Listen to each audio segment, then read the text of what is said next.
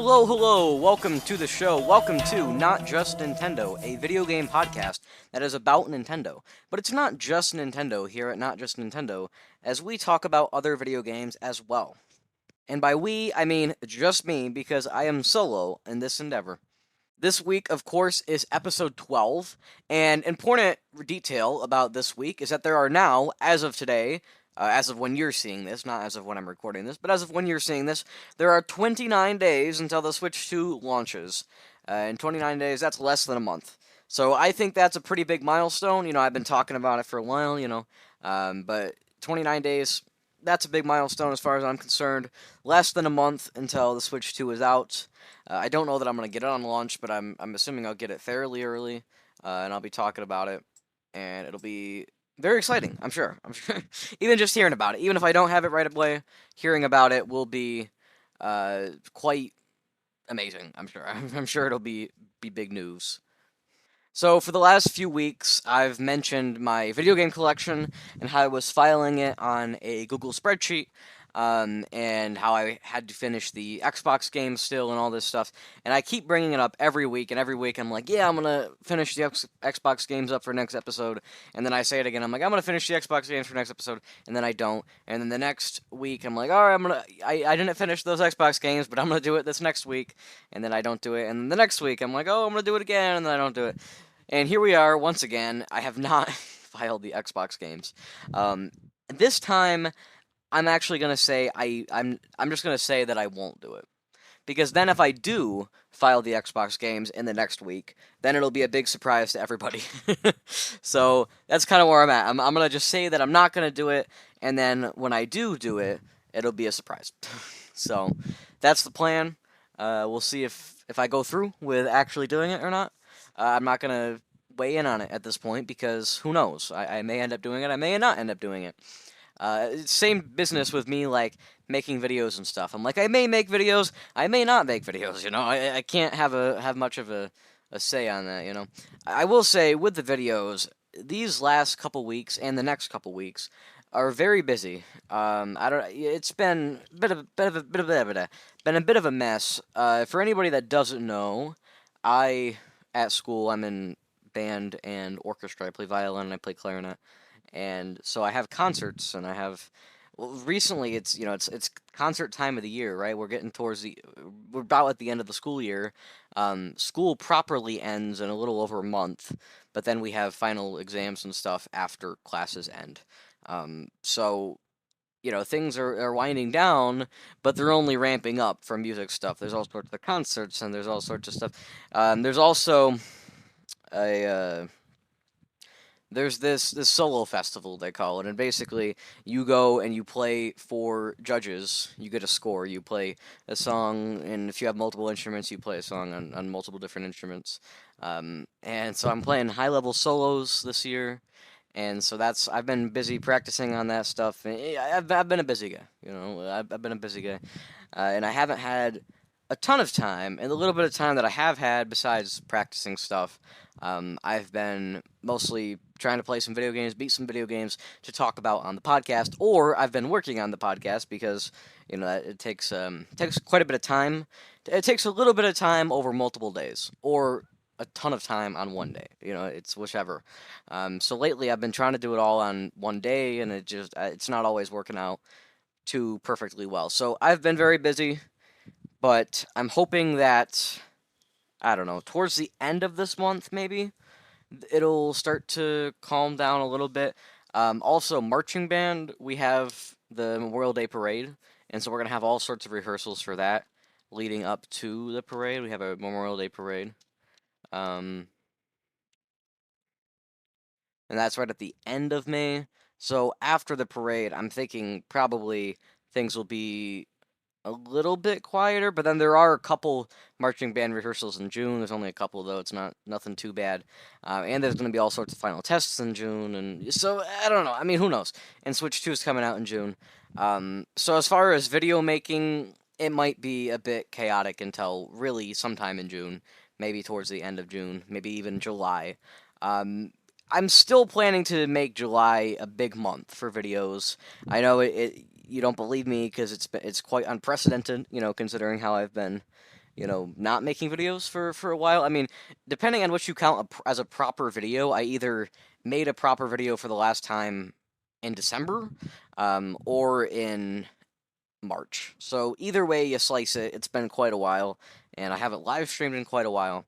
I did so yesterday. Well, actually, I'm recording this on Monday, so for me it's yesterday. For you guys, it's a few days ago. It was May the 4th, so that's Star Wars Day. I've talked about it before. I'm a Star Wars fan. I don't like to talk about Star Wars too much on the podcast. It seems unrelated. But every now and then I bring it up. And so it was Star Wars Day, and of course there had been rumor. Well, I guess I should start with this. For those who don't know, the Epic Game Store on PC, they give out a free game, sometimes two free games, although it's been usually one the last few weeks. They give out a free game every Thursday. It drops at like 11 a.m. Eastern time, I think, something like that. But you can claim it throughout the week. You can claim a free game, and most weeks it's actually fairly interesting. Some weeks it's been really good. There have been things in the past that I've played and really liked. Behind the Frame, Last Scenery was one that came out, or that was free in like January, I want to say. I played that in February or March, and I liked that. February, I think. I liked that game. It was pretty short, a little narrative thing. There's been a number of things. Bear and Breakfast is one that I've claimed on there. I haven't played that. Beyond Blue was like a month ago. I want to get to that. Botanicula was just like 2 weeks ago.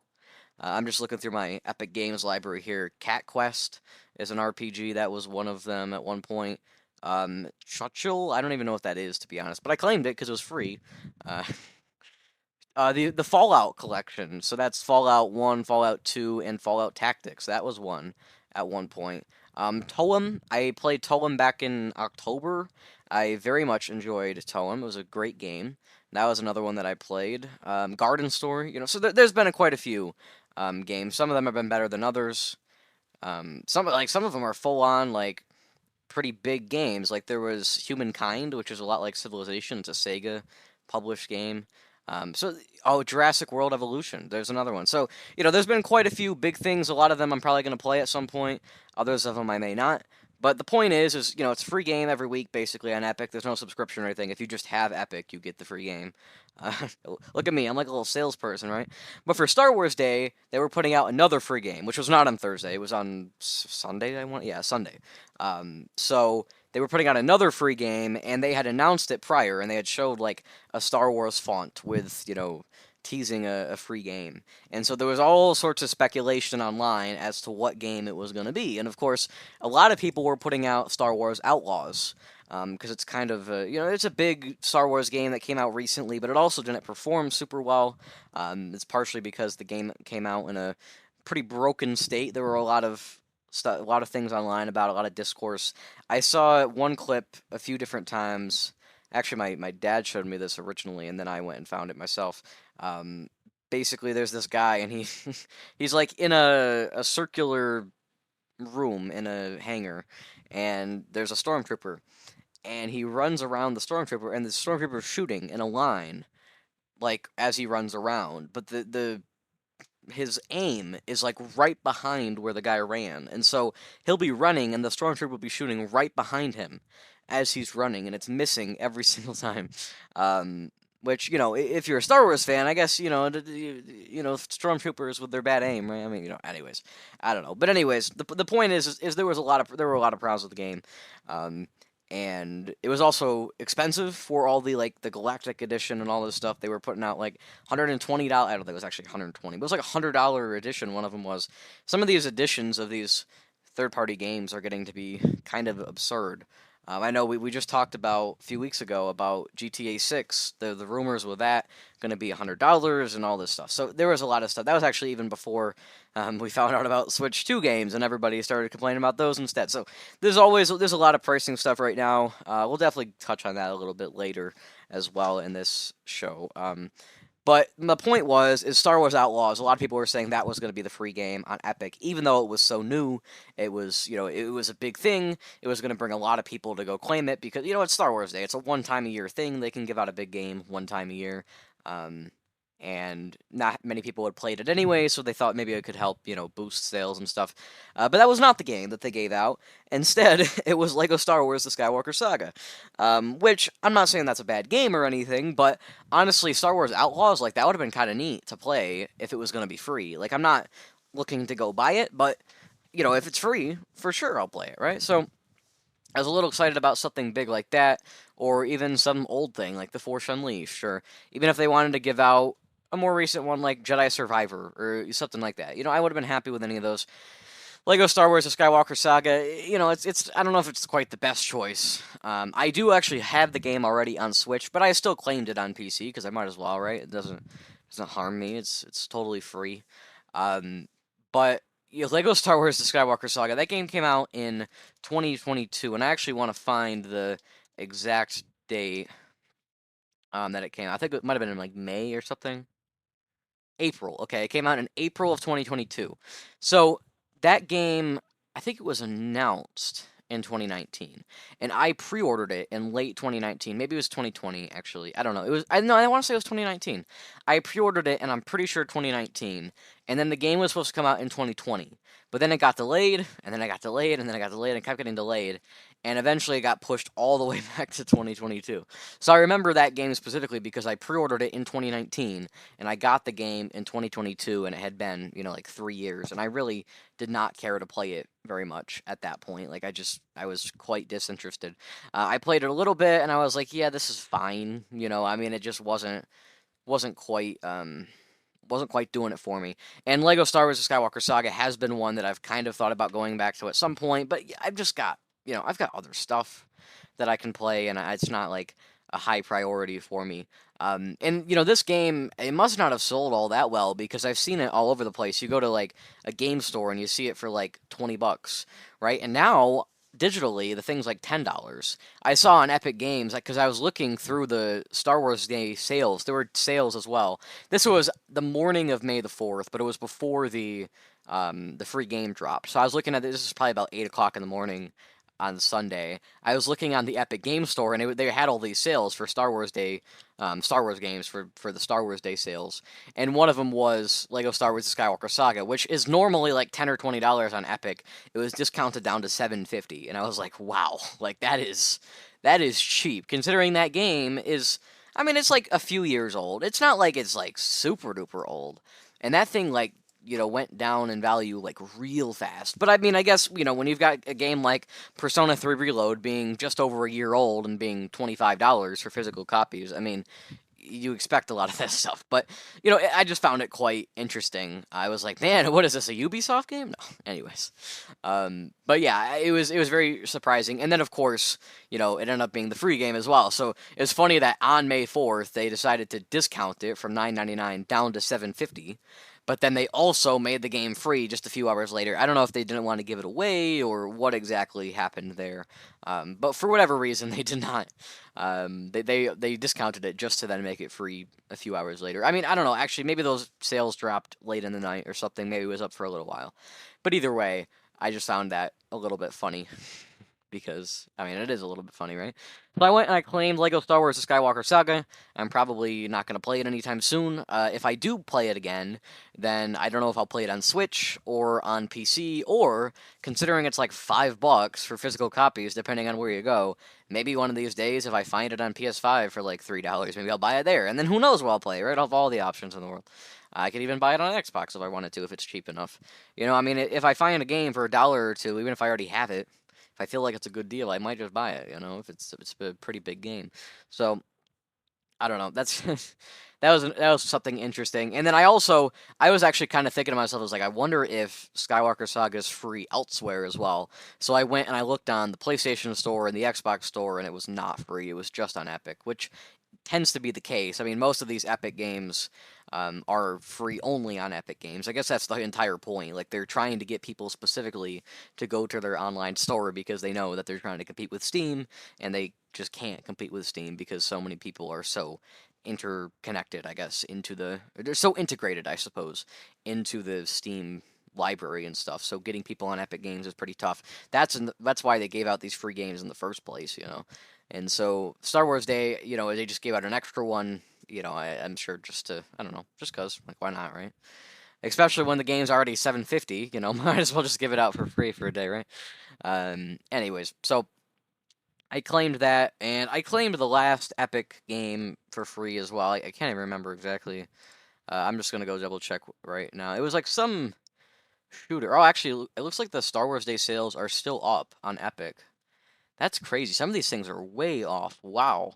Because Outlaws is half off. It's 35 bucks. Jedi Survivor is 70% off, so it's 27. Fallen Order is 85% off. You can get that for $6. Um, Star Wars Squadrons all the way down to $6. Yeah, a lot of these things are pretty cheap. Yeah, that's actually nuts. Star Wars Pinball Thrill of the Hunt for only $3.50. Oh my gosh, I gotta jump on that fast, right before the deal goes away. No, I'm kidding. Oh yeah, that was the other game that I claimed last week was Super Space Club on Epic Games. I'm probably never gonna play that, but who knows? In the instance that I do, then well, it was free when it's normally 15 bucks. So might as well claim it, right? It doesn't hurt me to claim it. So, anyways, so that was enough of that little little side. Oh, actually, it's not quite enough. The Star Wars sales though. So I was looking for Lego Star Wars: The Skywalker Saga on the other platforms because I figured if it was free, I would probably claim it on PS5 and Xbox as well, just because why not, right? Um, and when I was looking at sales, I got a notification while I was looking at sales on Xbox and PlayStation. A notification popped up on my phone from the Meta Horizon app. Now, the Meta Horizon app, of course, that's for the Meta Quest 2, Oculus Quest 2, whatever you want to call it. I mean, it's also for the Quest 3. I know the Quest 3s came out last year. I want to say they came out last year, and I only have a Quest 2. I know I'm really struggling over here now. I mean, there's not a whole lot of games that come out on VR headsets because the development is so expensive and so few people have them, and you have to. They're so hard to make, and they're so short, and they don't look very good. And I mean, there's a lot of problems with them, right? Mostly they're so expensive. But anyways, I have a Quest 2, and I like hardly ever use it. Really, the only time that I've used it like significantly was when I got it, which I want to say was in 2022 at Christmas time. Is that right? No, 2023 actually, I want to say. No, not 2023. 2022 at Christmas time. Yeah, 2022. I got it then, and I used it quite a bit then. And then every now and then, like every few months, I'd pull it out for a day, play it for a couple hours, call it good. I pulled it out again last year in October, or maybe it was November, and I did a couple live streams of Vader Immortal. I played the full 3 games of Vader Immortal, which, by the way, Vader Immortal, really solid games. It's a really interesting experience, playing stuff in VR like that. But anyways, the Vader Immortal games have been out for a little while, but I played those just last year and they were great. But besides that, the Oculus does not get much use. Actually, after I played Vader Immortal, I put it right back up on the shelf. Really, part of the reason I wanted to play Vader Immortal last year was for live stream, because I think VR is just a fun thing to do on live stream. It's really entertaining, especially when you have a webcam showing you in real life, and so on the live stream you can see the gameplay, but then you can see me in the corner on the webcam, and I just think it's always a fun little thing. I look so stupid when I'm like pointing. I mean, I look stupid anyways, but I'm like pointing around and trying to swing my lightsaber and stuff, and it's just funny looking. So I got a notification on the MetaQuest app, Meta Horizon app, and I haven't used my MetaQuest since like December or something. And I was like, well, that's interesting. And so there's a notification about the Star Wars Day sales. This was on Sunday again, on May the 4th, when all the sales were happening. And I got a notification that Star Wars Tales from Galaxy's Edge was like 80% off. It was like quite a significant discount. And so I clicked on the notification and it brought me to the store, right? And it says, we recommended this game, and it was like Star Wars Tales from Galaxy's Edge or whatever. And it says, we recommended because you played. Oh, wait, no. I'm getting this wrong. Hold on, I got this whole story wrong. No, they recommended me Vader Immortal. That's right. They recommended me Vader Immortal because it was on sale. It was like 80% off. And I clicked on it. I don't even know exactly why I clicked on it. I they recommended me Vader Immortal. I clicked on the notification, and it was like, we recommend Vader Immortal because you played Vader Immortal. And that was what was funny to me, because it was it was like, you played this game, so we're going to recommend it to you. Anyway, I totally messed up my story because I told the wrong part of the story. But the point is, while I was on the Meta Horizon app, I looked at some of the other Star Wars Day sales, and I saw the sale for Star Wars Tales from Galaxy's Edge. It was like $10, and so I just grabbed it. I bought that on the Meta Quest, and it was funny. I tried to buy it, and it was like, your headset is out of date. Update your headset before you buy this. I was like, why would I need to like update my headset to buy this game? So I had to go plug that in and charge it up and stuff because it had been 6 months. And so I ended up buying that. So I bought the Tales from Galaxy's Edge, and I'm pretty sure that is basically, or it's the same team as far as I know, as the Vader Immortal people, which is, I'm looking at it now, ILM Lab. ILM Lab. So those are the guys that made Vader Immortal. I'm pretty sure they're also the people that made the Tales from Galaxy's Edge, unless I'm totally getting that wrong. Yes, actually, I just checked. I am in fact getting that right. So, um, good to know, I suppose. But anyways, so I bought that, and I'm probably gonna end up live streaming that at some point, probably over the summer, to be honest. I'll be probably live streaming that Tales from Galaxy's Edge because that sounds like fun. So we'll see what happens there.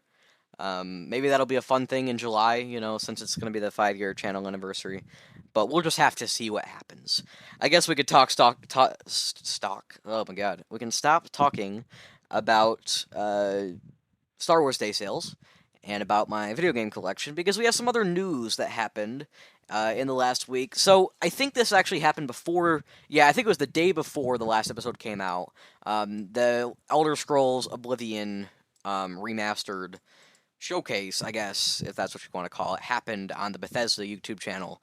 And they shadow dropped the game, which was very strange. A lot of people were very surprised about the. Well, actually, I don't think they were very surprised. This had been leaked before, but they were very surprised when it started being leaked. I think what was more surprising about this announcement was that it was coming out like right then, like it was being shadow dropped. I don't think everybody expected that. And that it was only like $50 as well. The game's only $50 and it's on Game Pass. I mean, everything's on Game Pass day one. It doesn't even matter. But Elder Scrolls Oblivion is $50 for a remaster, which is definitely good, right? I think it's a good thing for the industry to have those things be a little cheaper. To be honest, I don't think anybody would have complained if Oblivion Remastered was 60.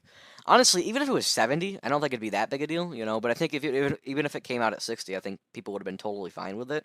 But I think putting it at 50 definitely says a lot. Like it sends a big message, like, hey, look, this is maybe the direction we should move, right? With the remasters and stuff. I mean, it could also just be that Xbox Game Studios, they're on falling on hard times. They can't get any games out, and so they haven't been making any money. So they have to put, prices down to get people to buy them and stuff. I don't know. I mean, we could sit here and speculate all day, but it was overall just a thing that a lot of people were very happy about with Elder Scrolls 4, Elder Scrolls Oblivion, being $50. Skype also shut down. I know this isn't really necessarily gaming news, but it's sort of related, right? I mean, Microsoft, tech, all that stuff. Skype shut down. Personally, I don't use Skype. I know there's a gaming podcast I listen to. It's my favorite. You can listen to them. They're This Nintendo Life. They're these guys from the UK. They're very fun. But anyways, they recorded their podcast on Skype, and they're like, they've been doing this for like 11 years or something, and Skype now got shut down, and so they were having to jump ship. And I don't know if there are a ton of people in that situation. I know Skype, a lot of people don't use Skype anymore. It's a little out of date in some ways. But I mean, I'm sure there are still people, so that affects a lot of people. And I mean, at the end of the day, I don't think this is anything too crazy, too shocking. This has been around. I mean, I guess Skype is a little surprising, right? Because it's been around for so long. But I think it was always going to shut down at some point. This isn't anything too crazy. There's a new StarCraft game, I guess. I don't really know or care much about StarCraft. Um, and I heard something. I didn't even read the article. I saw a headline that people were rumoring another Genshin Impact game, which, to be honest, I didn't even realize that was something that was like possibly gonna get a new game. Like I don't even know how that works. I've never played that game. All I know is it's like pay money to pull characters, and it's anime-y looking, and it's open world. That's about all I know. So, I mean, I don't think I'm the best authority here to be talking about this, but yeah, I mean, whatever. It's just news from this week. And then also, big news from this week. I think, yeah, this week. GTA 6 has been delayed to May. I think most people have probably heard about this. May 2026, I should say, because it's May right now. That's crazy, right? It's May. It's May. Like, that's nuts. But anyways, GTA 6 got delayed. I don't think that's shocking. I mean, that's it's really nothing too crazy. I mean, I guess I don't know. I mean, I had been seeing discourse for a long time now. People have been talking about how, oh my gosh, it's so crazy that GTA 6 is actually coming out this year and it's not getting delayed. And I'm like, yeah, just you wait. And here it is. Who would have thought, right? GTA 6 got delayed. It's not. It's really again. It's really not too shocking. I mean, I'm not. I'm not too surprised. I'm sure this world is probably very big. There's probably a lot going on. I'm probably not going to care in the slightest. I'm probably not going to buy that game at all, especially not if it's $100. But even if it was, I mean, even if it was $20, I'd probably want to buy it. Because I just really just do not care about GTA. I do have GTA 5. I finally bought it like last year. I know I was a little late to the party. I bought the 360 version as well. Really, the only reason I bought it is because I found it for $2, and it was like literally one of the most pristine copies of a 360 game, really of any video game I've ever seen. I was like, oh my god, it was clean. The disc was totally crisp. I mean, there was no damage on that. I was like, the box was all there. The manual wasn't creased or anything. I was like, this is a clean copy. And I mean, GTA 5, even the 360 version is almost like $20 to find complete these days. So I found a very nice copy of it for $2 or $2. Yep. And I was like, all right, well, $2 might as well, right? So I figured at that price, might as well put it in the collection. Even though I'm probably never gonna play it. I did load it up to see if it worked. I wanted to test things out, and so I loaded it up, and I didn't even let it. Sorry, I did let it finish downloading. I went into the tutorial. This was months ago. I did this, and there's like the tutorial where you're like robbing a bank or something, and I don't know, shot some guys, and I was like, all right, I'm done. Like that's all I needed. Shot a couple guys, and I was like, all right, well, there we go. I'm done with this game. I just really was not interested. But anyways, there's enough about me and GTA. I'm not gonna play GTA 6, and I just don't care. Like I really just don't care. But it is definitely still big news, regardless of how you feel about GTA. It's big news that it's getting delayed. And yeah, I mean, who knows? Maybe it'll come out on the PS9 and it'll cost $260. Speaking of price points of consoles, we definitely have to touch on that here in a minute. And that minute is now. See, I stopped recording last night. I'm here. Here I am on Tuesday morning. But basically, what I wanted to talk about on the front of the game consoles was that Xbox, they made a little minor adjustment. Just a minor adjustment. I think this came out on April 30th, maybe, and then they were MSRP adjustments for May 1st. So they went into effect already. They hopped right into it. They didn't want to give anybody time to go buy Xboxes while they weren't quite as expensive. So I'll read through the list here. I'm sure a lot of people have seen the same information, but I'm gonna regurgitate it. So the Xbox wireless headset was $110, now $120. All right, not too ridiculous. The Xbox Elite wireless controller with it's the full pack. It's got the extra joysticks and stuff. That one was 180 and now it's 200. The Elite controller without all the extra stuff was 140, now 150. The Xbox wireless controller, the limited edition one, I think this is in reference to the Doom controller, which by the way, if you guys haven't seen the Xbox controller coming out for Doom the Dark Ages, look it up because that thing looks amazing. That Doom the Dark Ages controller looks fantastic. I love that thing. But anyway, it was $80, now 90. And then we get to the actual consoles. So the Xbox Series S with the 512 gigabytes was 300. It's now 380. The Xbox Series S with the terabyte was 350. Now 430. The Xbox Series X digital version was 450. Now 550. And then the Xbox Series X, the regular one. I think this is the one. that has the disk drive. I'm not sure if this is the cylinder one that we're talking about or if it's the rectangular one, but either way, 500 now is 600. So Xboxes are now up $100 basically. Both of the regular ones, or $80 for the Series X, $100 for the Series X. So it is funny though. Oh, and also I heard that games are 80 or some games are going to be 80. I don't know if that's entirely, maybe that's a rumor. I don't know. I'm assuming it's probably true, even if it's a rumor, because that would make sense. But anyways, so basically, you know, I guess what I wanted to touch on here is that the MSRP for all these Xbox things is going up, Of course, Nintendo, their prices are going up here with the Switch 2. And this was always going to happen. Okay, I mean, a lot of people are freaking out about the price increases for Switch 2 and I mean, you don't hear nearly as much for Xbox. Xbox does all these price increases, and you don't hear nearly as much as you do when Nintendo does it, which is pretty crazy. Um, and at the end of the day, I mean, the Switch 2, if we're going to talk about the Switch 2 again, I think the Switch 2, for what it is very well priced. I mean, it seems competitive, power wise, even, with some of these other consoles like the PS5 and the Series X and the Steam Deck. I mean, it's very competitive, and yet it's still cheaper than all those other things, other than, I guess, the Xbox Series S. Although now it's going to be about the same price as the Xbox Series S. So yeah, I guess that's kind of where I'm coming from here. The Switch 2 is actually a very good deal for 450. That thing is like dirt cheap for what you're actually getting there. When you consider all the power, the new features, the games presumably that are going to come out on it. I think it's a steal. I mean, that doesn't make it not expensive, but for what it is, it's definitely a good price, right? Um, and of course, like I said, Xbox, they're putting up all these prices and they're not getting nearly the pushback that Nintendo was getting, because there's always a double standard against Nintendo. And also, there's been rumors that came out. I think there was just yesterday when I'm saying this, so a couple days ago for you guys, that the PS5 is going to go up to 700, and the PS5 Pro is going to go up to 900. So I don't know. That's not confirmed or anything. That's speculation, but it does seem like that could feasibly happen. I don't know. I'm skeptical that they would want to go above Xbox on that, and I would say they'd probably want to match the 600 for the PS5, and then make like 800 maybe for the PS5 Pro.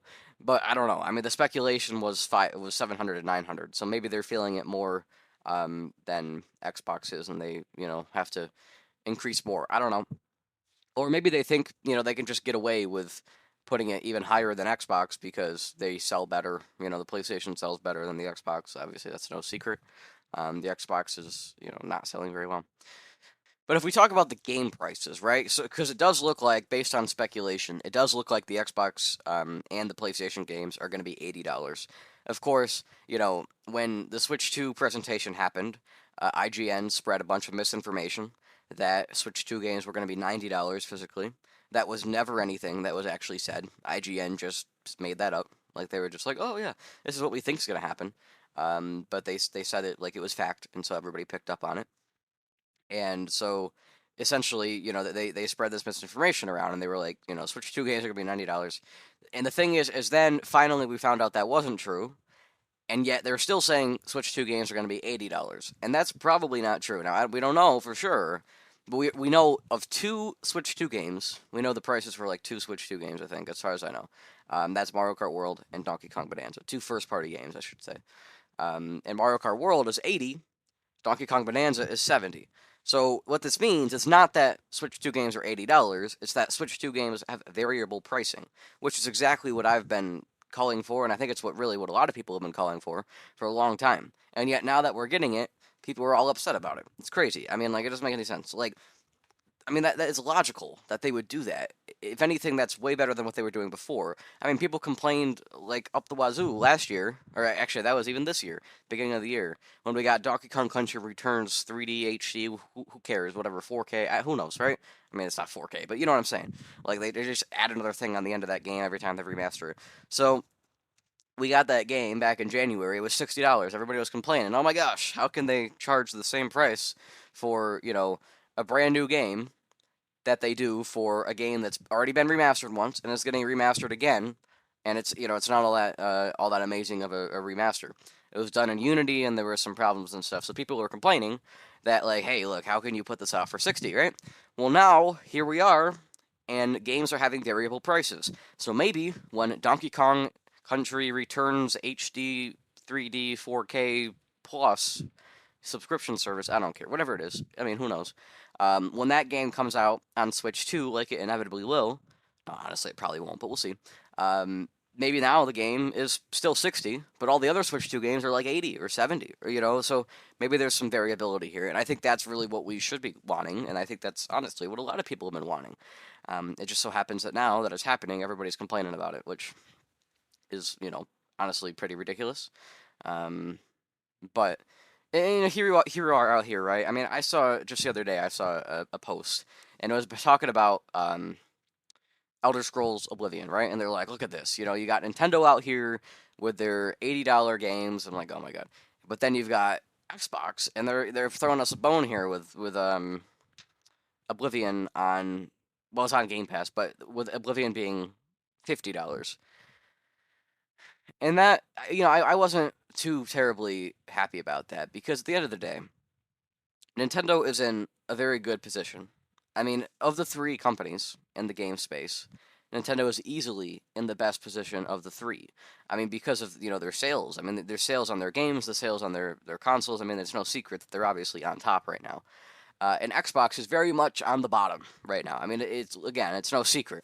I mean, the Switch 2 sold over 150 million, where the Xbox, I think it's not quite broke 30, or maybe it just finally broke 30.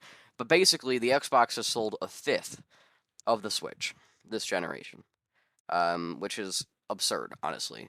And the PS5 has sold a little over half of the Switch, which is also still almost 3 times that of the Xbox, but, I mean, I give them 2.5 times maybe, but still, it's still way behind the Switch.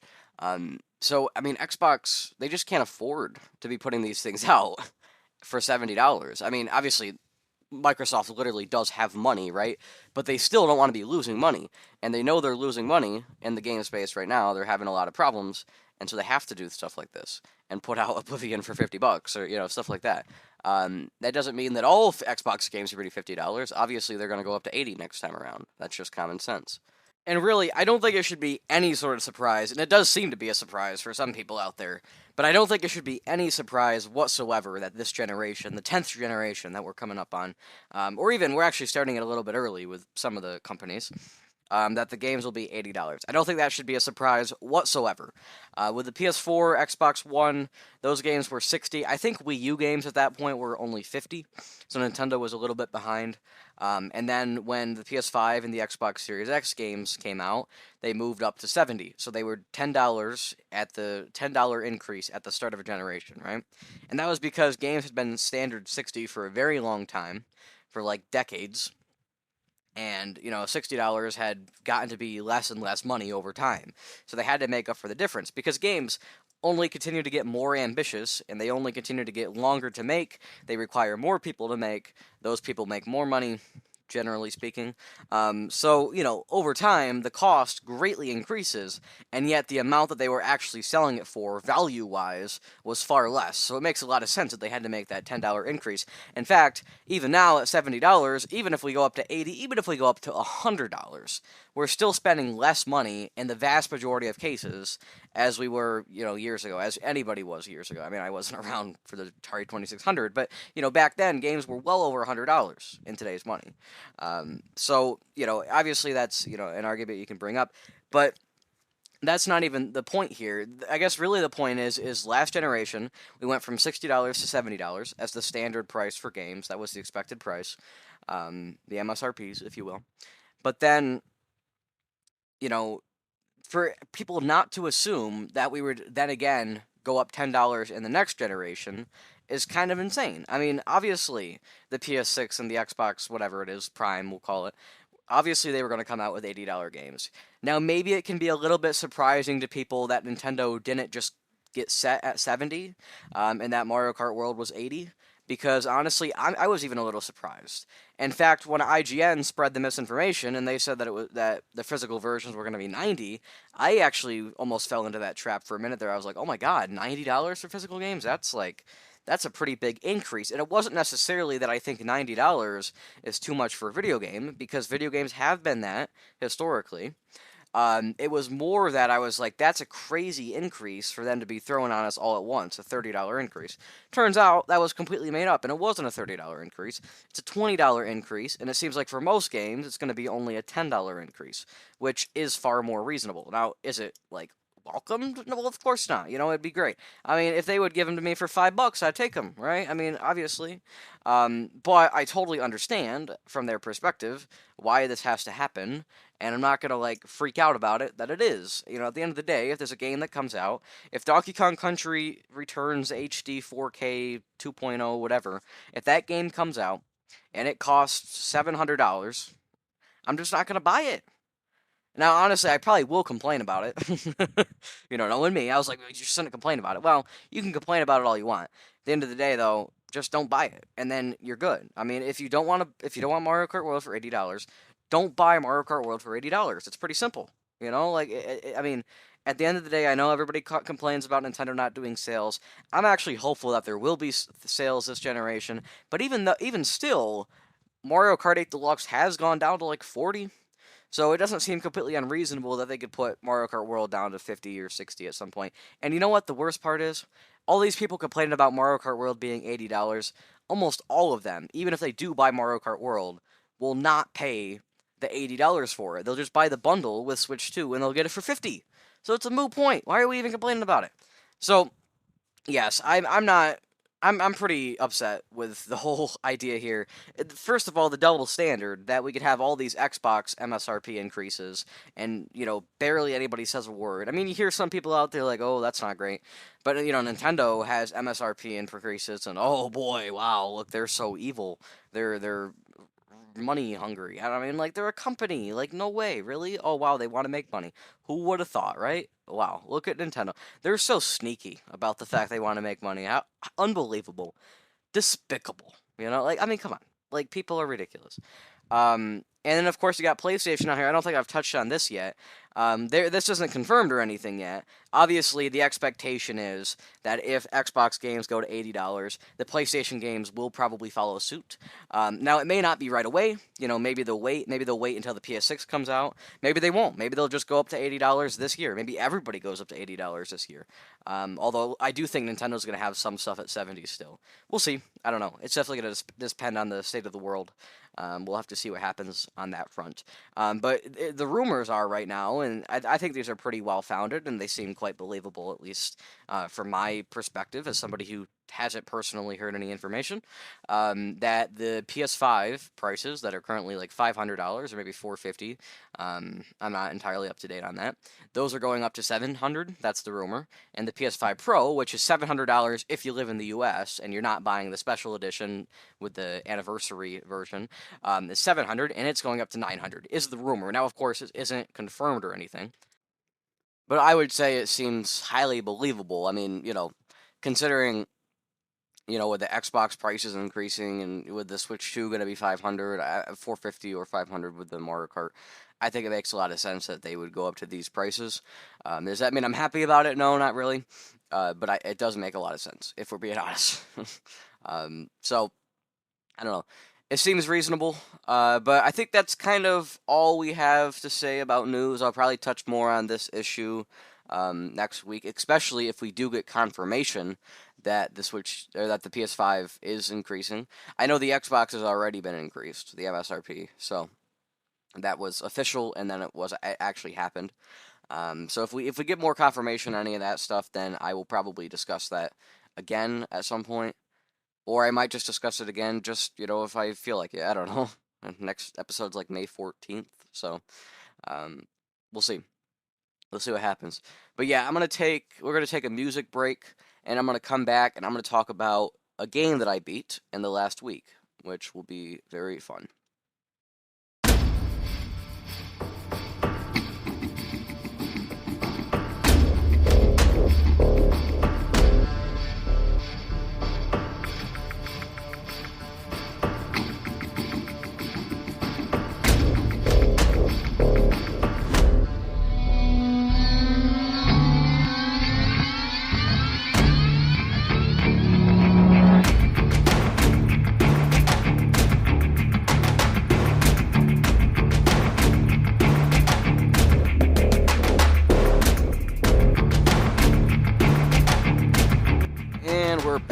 So, a few days ago now, this is May 4th, we're talking, I beat Infamous. So I've been talking about Infamous for a little while here, and I finally beat it. I say finally. I mean, it's not like I was working on it for that long. It wasn't like too insanely long that I was working on this game. It was pretty reasonable amount of time. But anyways, yes, I beat Infamous on the PS3, and I'm going to talk about it a little bit. So Infamous, for those who don't know, Infamous is by Sucker Punch Studios.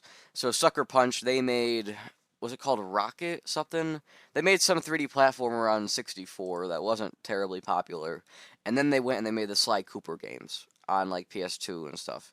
So in Sly Cooper's where they got more popular, because that Rocket game on N64 was not very popular. Um, but they made the Sly Cooper games.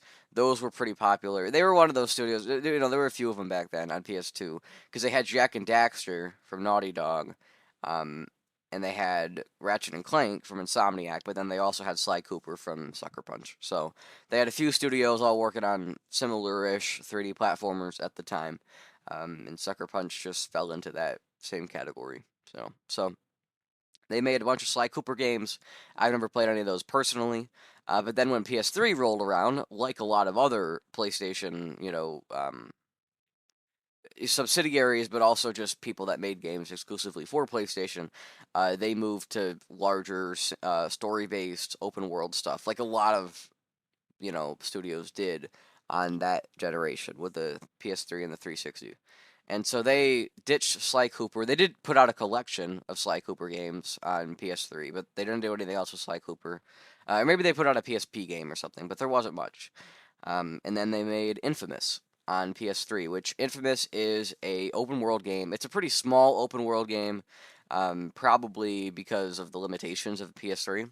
But personally, I actually really like the feel of the small open world because you'll have a mission somewhere, and there's actually, um, I guess I should say this: you are a super powered individual, because you can actually go down the route of being a superhero or a supervillain. You can do either. You can make your choice. Um, but you have superpowers. You're like electric. You have electric abilities, and it all came from one incident at the start of the game. You got powers, and now you've got to correct some of the effects of this incident now with powers. So, and it's very story based. There's a few other characters involved. You've got a best friend. You've got a girlfriend, there's a few other people in there, the main bad guys and stuff. And you're in Empire City, is the name of the city. It's obviously based off New York, quite heavily. But you start out in this pretty large district of this city, which, to be fair, I say it's pretty large. It feels pretty large, but in actuality, you can get across it like very fast because the world is so small. But you can get across this area. It's called the Neon, and it's like a district in the city. So there's the Neon District, right? Um, and once you get to a certain point of the game, like pretty far in, you unlock the next district, which is called the Warren. And you go to the Warren, and that's where they have they have like the prison, and they have it's pretty crime-ridden district. Which I mean, considering the state of the world in the game, the whole thing's actually quite crime-ridden. But the Warren's even worse. And then really like right towards the end of the game, like in the last few hours, you unlock a third area, which is considerably smaller. I want to say it's tiny, but it is smaller definitely than the other two districts. That's the historical district. So the idea is like the city started on that district, and then they moved and made these other two districts at some point. Um, and the progression like that through the different areas largely stems on the fact that the bridges between the areas are destroyed, or there's no power in certain sections, so they can't be lowered. It's like a drawbridge, so there's stuff like that, and that's how you do it. And the large portions of the city are missing power, and so there are moments where you have to go underground into these substations. Man, I could not talk this morning. You go underground into these substations, and you have to go turn the power back on, because you with your electric abilities are able to like blast at things and activate them. I mean, that's a large part of the game. There will be these like terminals that, there's no power, there's a generator, there's no power. You have to blast it a few times with electric energy and then you can like charge it, I mean, it's pretty simple stuff if we're being honest. But yes, I definitely enjoyed some of the abilities you unlock later in the game. And Infamous, you use unlock abilities as you go through the game and you get to be pretty overpowered by the end, which definitely feels nice. I mean, the enemies are also overpowered, so it's not like you're like destroying everybody in your path. Although I think the game does get a little bit easier at the end. But I thought it was fun. At the end as well, it was quite fun.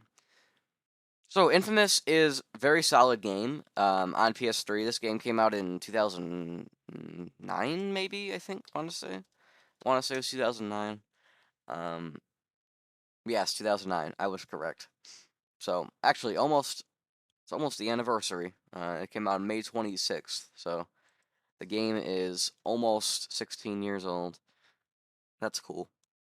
But anyways, I guess what I was getting at is that Infamous, it has. Well, I guess I should preface with this. A lot of games on PS3 and on 360, I don't think this is any secret to anybody. A lot of games on those consoles have a lot of technical issues. All the time it happens that these games on SPS3 and 360, a lot of these big open world things especially, you have like all sorts of glitches where you like fall through the floor or they crash or they freeze during the credits or I mean just like sometimes minor stuff, sometimes pretty serious stuff, I would argue. Um, and Infamous, I will say, is quite good. Is quite good at not having quite those same issues. There definitely are some issues here and there. Um, Glitched through a couple walls a little bit, but I usually glitch back out. It wasn't like I just fully passed through a wall. It was like my character clipped into a wall and then came out. Like it wasn't a big deal or anything. There was one time where I completed a mission and it didn't tell me I completed the mission, and I thought I was going to have to reload, but I just walked away from the mission and I came back, and then it had completed, so it worked out fine. So there were a few minor issues, but there wasn't anything too egregious, I would say, as far as glitches and issues and stuff. And you do tend to expect that kind of stuff on PS3 and 360. I mean, I know I tried to play Uncharted, the first Uncharted game, and the whole reason I stopped playing that game was because I was encountering so many weird glitches or weird, I don't know, just things that just didn't work very well. There were a lot of mechanical issues too. It just felt like antiquated in a million different ways, which you wouldn't think I would care, being somebody that still likes very old Nintendo games. I mean, I still go back and I still play like NES games every now and then. Um, Although I can't say NES games don't feel antiquated. But some of them are still good, even though they do. But I mean, Mario 64 is my favorite game. And I'm not gonna say it's not a little antiquated in some areas. I think in other areas it feels quite modern, but in some areas it's definitely a little antiquated. Definitely like the camera, and obviously the visuals, right? The visuals are a little antiquated, but overall I think the game's so good. But Uncharted, that was really why I stopped, is because it felt antiquated in all the wrong ways. And I guess maybe what it was is I was also going into it expecting it to feel quite modern because I was playing, at the end of the day, a quite modern game. I mean, I play Wii games and they feel fairly modern, right? But then I play a PS3 game and they feel ancient because at the time, they were being so much more ambitious with like visual fidelity and stuff that nowadays they look worse, they run worse. I mean, they've always looked this bad or ran this bad. It's just that at the time we were used to it and we didn't really understand how it was going to get better. Um, but yes, I mean like the visuals and the visuals I don't really care too much. If anything, I actually kind of don't mind. I mean, a lot of people complain about they go back to PS3. They're like, man, these visuals, everything's too dark, everything's too gloomy. And I'm like, yeah, I agree. It is too dark, it is too gloomy, but it doesn't really bother me too much. Like I just personally don't, seem to care too much about the quality of the visuals in games. Now, I'm not gonna say if there's a really good looking game, I might look at it and be like, wow, that looks good. Like that's pretty cool. But if a game looks really bad, I'll probably notice it, but then I won't even care while I'm playing. I think generally while I'm playing a game, I don't notice if it looks good or looks bad. I guess unless it's like an art style, right? Like an art style, I notice the whole time. So if the art style is really ugly, might hinder my experience a little bit. But if the art style is really good, it might help. But with like just straight up visual fidelity, like realistic graphics, it doesn't really. I don't care. Like it doesn't bother me whatsoever. So, anywho's, and obviously, Infamous is going for realistic graphics. But yeah, I don't. I mean, the visuals. If you're someone who cares about visuals, then I don't even know why you're bothering playing a PS3 game. But personally, I don't care about visuals, so it doesn't really bother me. But I guess I could talk a little bit more. In Infamous, you have, I want to say there were about 40-ish main missions, of varying length. Some of them took me like an hour. A couple of them I think took me almost an hour, but others of them I finished in 10 minutes. Like I mean, like some of the ones, especially at the beginning, obviously. I mean, it makes sense as you go through the game. They start to take more and more time. Generally speaking, I mean, there's maybe a few exceptions here and there, but generally that's what you expect. And so there's the main missions, then there's side missions. So I mentioned those three areas either. There's the Neon, the Warren, and the Historical District. And each of those districts, they're broken up into several different sections. I want to say, I mean, overall there were probably 50 sections maybe in the game. I don't know exactly how many, but there's quite a few. Um, and so when you turn on power in an area, which you only have to do in certain areas, when you turn on power in an area, it'll fill in a whole like larger region of a of one of the three districts. So the three districts, think of it this way: the three districts are broken into three or four pieces, and then each of those pieces are broken into even smaller pieces. And those smaller pieces, each little piece, which is like a couple blocks maybe in the city, if that even, um, has like its own side quest. And so there's side quests in every district of the city, and the whole idea, well, not the whole idea, but part of the idea is like you go around and you do side quests, and you're supposed to do one in each area of the city, and then the enemies will stop spawning in that area, supposedly, because they would say that I would finish a side quest in that area, and they'd be like, enemies no longer spawn here, but then enemies still would. Like I don't know, like it definitely seemed like there were less enemies, but every now and then enemies still seemed to spawn there. So I don't know exactly why that was. I have no idea, but it doesn't really matter. The point is, it did get a little bit less chaotic when those spots were filled in. And so my idea was, I did as many side quests as I could before I did a main quest.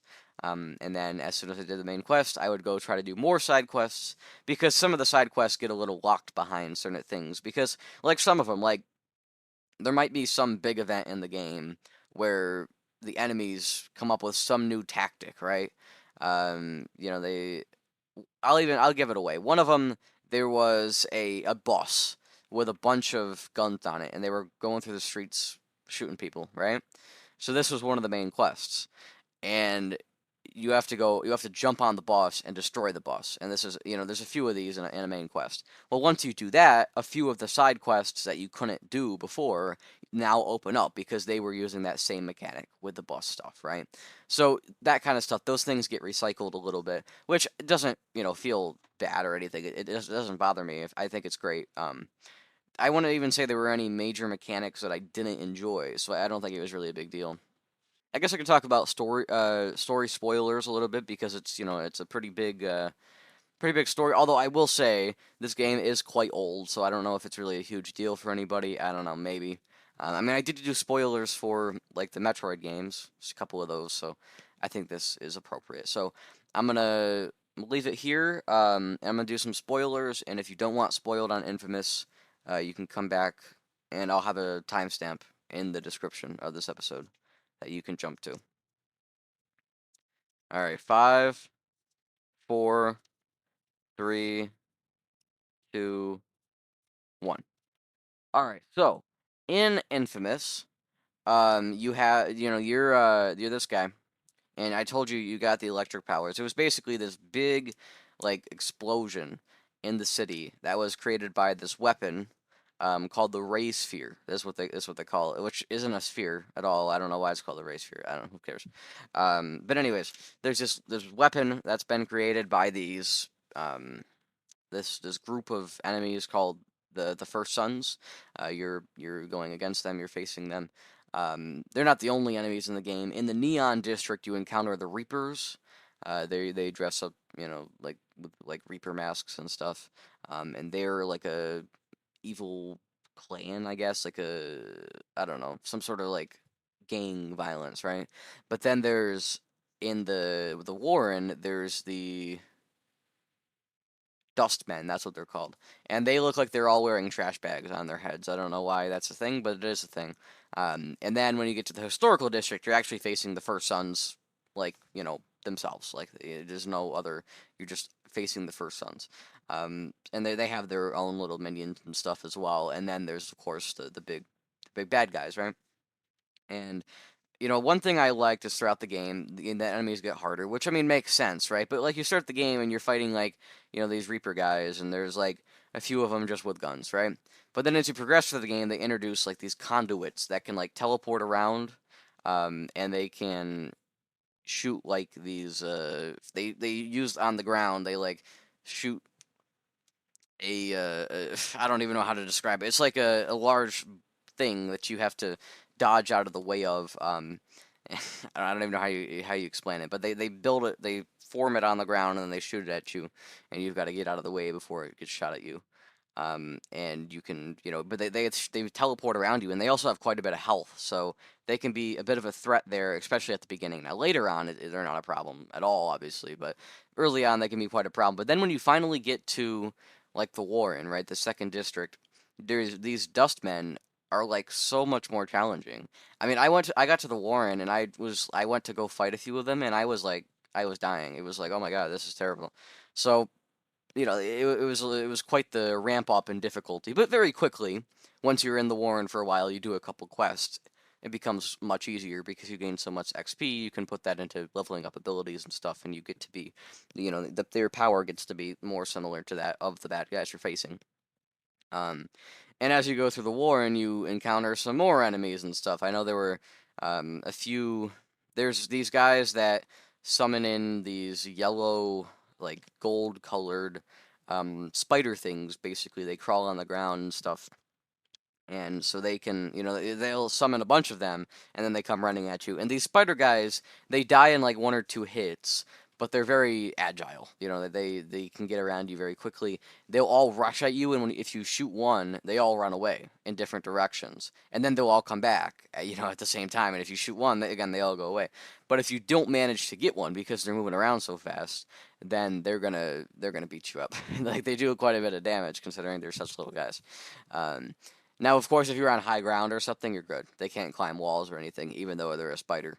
But if you're there on the ground facing a guy, these guys will come and get you. Now, thankfully it's not like you face only those guys. You still face the regular guys too. So it's not a huge deal. And the good news is as well, you can just shoot the guy who summoned the things, and if you kill him, they all are like inoperational. The problem is that he usually summons the things and then he runs off and hides somewhere. Like he literally hides, like you can't find him. Like he's like hidden behind a building or a wall or behind a dumpster or something. So you're here facing all these guys, and of course he'll just keep summoning more if you don't track him down. So that was an interesting enemy. And then this is pretty late in the game, but you're still in the Warren because, like I mentioned earlier, you'd only get to the historical district like right towards the end of the game. There are these large like I don't know, mech suit guys, like they're guys in mech suits, sort of, and they have like the metal arms and the metal legs, and that the kind of stuff you would expect from people in mech suits. Yeah, and so and you have to. I personally, one of the abilities you unlock fairly early in the game are these bombs. So you have the regular electric blast, but then you have these bombs you can throw, and the bombs can actually damage you too if you stand too close. But yeah, you've got to throw these bombs, and they can stick to enemies and stuff as well. And of course, they're used to just hit multiple enemies, and I think they also do a little bit more damage.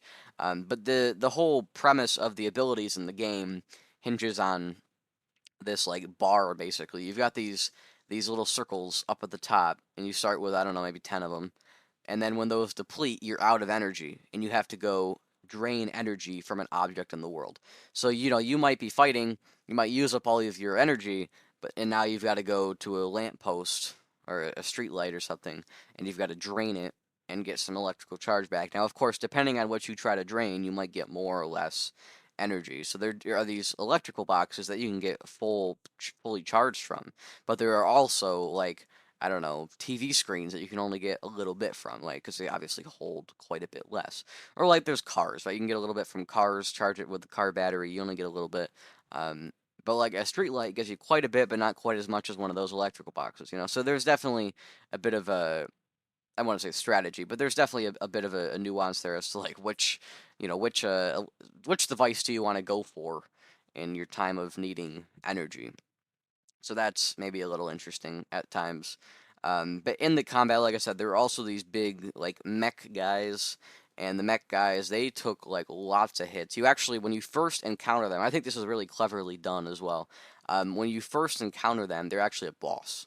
Like they're like you fight him as a boss. Like there's a big, larger health bar and stuff. I think the one you fight might be a little bit more difficult than the ones you find later, because they don't frame those ones as a boss. But it seems like they die in less hits the one you have later. But maybe it's just because I was leveled up more. I don't know. There are there's leveling systems where you gain XP and then you get to go put that XP into different abilities, like almost like a pseudo RPG mechanic. But there's not like inherently levels. Like it's not like you're level 13, but you do get XP every time you kill an enemy, every time you heal a civilian, every time you complete a quest, a side quest, any of that stuff, you get XP. There's also a big mechanic in the game called karma moments, and there's the karma you have as well. And this is how the choosing your side between a superhero and a supervillain. This is how this works because there will be moments in the game. I'll use like one of the earliest ones as an example, right? So of course, the city you're in is in a big time of like apocalypse after this huge explosion, and the government is like lying that they're in some like pandemic or something, and that's why they've blocked off the city. But really, they're just worried because you have gotten superpowers and other people have a lot of power in the city, and there's a lot of gang wars and stuff. So they're just blocking it off to basically contain everybody. But they're making out like there's some like quarantine in place and stuff. Is the way I understood it. But yeah, so basically one of the earliest story quests in the game, you have to go and get like there's a supply drop from the government, and there's all this food in these crates, and so you've got to go, and this is still part of, I would say it's not like an official tutorial, but it is sort of tutorializing you. There's some things that they're teaching you while you're doing this. So like you have to climb a tall building, and that's a pretty big mechanic in this game. There's the climbing and stuff, and so you have to go get all this food down. And so you get to the top of the building and you have to knock the food crates down to the bottom. And then when you get to the bottom, the game stops and it comes up with this gray screen, and it'll say, and your main character will narrate. He'll be like, okay, I can take all this food to myself because there's you and you have a friend as well. You can take all this food to yourself, and that, or you can let people have it. You can let the other civilians have it, and based on what you choose. And these moments will happen all the time in main quests, in side quests, that kind of stuff. Um, Based on what you choose, you will become more evil or more heroic. And there's like three different tiers to each. And as you unlock new tiers of each, you can unlock new abilities. So there's like one or two abilities that you can only get if you go down the evil route. But there's also a few abilities you can only get if you go down the superhero route. And there's a few abilities that you can only level up if you go down the evil route. And there's, so they definitely, I think they try to push you in the direction of the good route, I would say. But the evil route is there, and it actually kind of makes me want to replay this game at some point and go down the evil route just to kind of see the differences. There's no actual like huge differences in how the story works out. Like it works out about the same. But I know there's like some dialogue differences. Some cutscenes are different depending on what you choose. So I'm interested at some point to replay this game for that reason. Although it does seem like it will be harder to be evil because the things that are evil give you less XP than the things that are good. So the evil, it almost seems like it's a hard mode. You could go down the evil route. It's almost a hard mode. Although I mean, I'm sure those abilities probably do more damage to balance it out. So I don't know. Maybe it's not a huge deal. But yes, I think those are a lot of the mechanics in the game. Some of the the big like crime bosses. There's Alden. There's the main guy Kessler, and actually it's a big reveal at the end of the game. That this Kessler, he's like the big guy you've been facing for a long time. You see him very early in the game. He's like leading the Reapers, um, but then you don't really hear about him too much for a little while. But at the end of the game, you actually fight him as the final boss. And there's also, like I said, there's Alden as well, who's like very much not with Kessler. They're very much against each other. But he leads the Dustmen, and you deal with him a little bit earlier in the game. So right towards the end of the game, you have to go deal with Alden, and then you have to go deal with Kessler. Because Alden has this ray sphere, and that's like a lot of the end of the game is you're hunting for the ray sphere with this other guy. You have to find the ray sphere, you have to destroy the ray sphere so nobody else can get the power from it. Um, and then you go and well you at first you fail to find it, or you find it but then Kessler steals it and runs away. So then you go deal with Alden, you defeat him, and then you go find Kessler again and destroy the race sphere. And then eventually you fight him another time, and then that's when you actually beat the game, is when you I think you actually, yeah, you kill him. So anyways, and so that's a big reveal. After you kill him, you find out that it was actually you all along. It's the same, character that you play as. That's the main villain. That he like went back in time to try to change things about his life, and that's how you ended up facing him. So just an interesting little reveal there at the end. But I think that's gonna be enough as far as spoilers for Infamous. So I am gonna call it there. I'm running a little bit short on time. I'm doing this on Wednesday morning because I had no other time. I'm finishing this up, I should say. I've been working on this for a few days here, so I've just been short on time lately. But the good news is the school is ending fairly soon, so then it'll be a little bit easier to get this stuff out and hopefully to get other videos out as well. But that's all in due time. So I will see you all next week. Definitely email the show. You can email the show and ask any questions, any comments, anything you want, I guess, at notjustnintendo@gmail.com. That is NOTJUSTNINTENDO@gmail.com. All one word, no spaces, none of that. Um, you can also, instead of emailing, you can also comment on YouTube if that's where you are, or you can comment on Spotify if you're there, and I will see those as well. You can subscribe to the channel. If you're on Spotify or on YouTube, you can go subscribe. And of course, you can join the community Discord and hang out. There's a few people in there. We don't talk as much as I'd like, but every now and then. But you can go join the conversation, and I'm sure if we had more people, there'd be more to talk about. You can talk about that kind of stuff. And we talk about a lot of Nintendo stuff, but other video games as well, I mean, I guess that's kind of the theme of the podcast as well. And I guess with that, I will see you all next week. There is 29 days until the Switch 2 releases, and so next week it'll be 22. So that's pretty exciting. And I guess that's it. I will see you all next time, and goodbye.